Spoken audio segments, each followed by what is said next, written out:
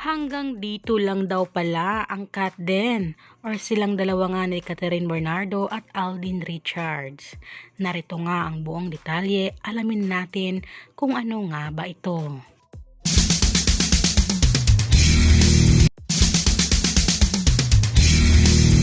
Hi guys! Naging usap-usapan at marami nga ang napareact dito ngayon sa cut din or sa kanilang dalawa nga ni Catherine Bernardo at Alden Richards.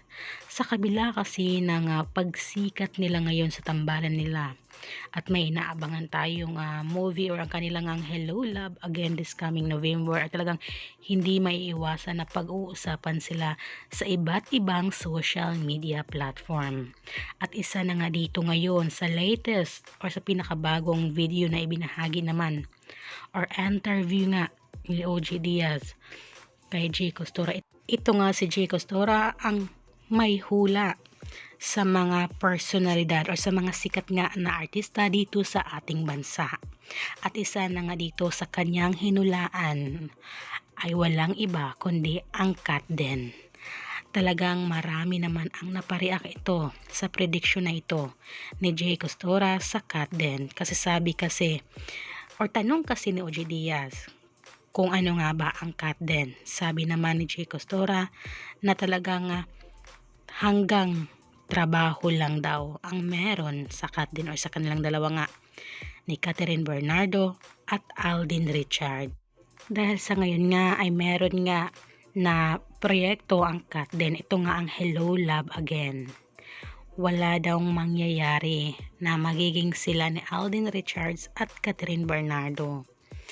Ito lang ay talagang work or together nga, trabaho nila together. Isa na nga dito ang proyekto na ito na Hello Love Again. At syempre marami ang napareact dito guys.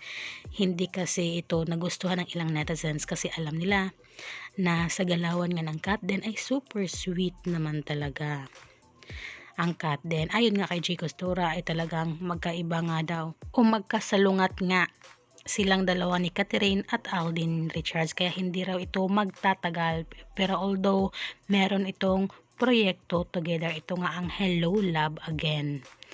At sa tungkol naman sa kung tatabo sa takilya ang movie na ito ay kikita naman daw talaga ang Hello Love Again. Syempre sa dami naman ng sumusuport at ng mamahal sa cut din, 'di ba? Syempre kikita talaga ang Hello Love Again na matagal nating inaantay.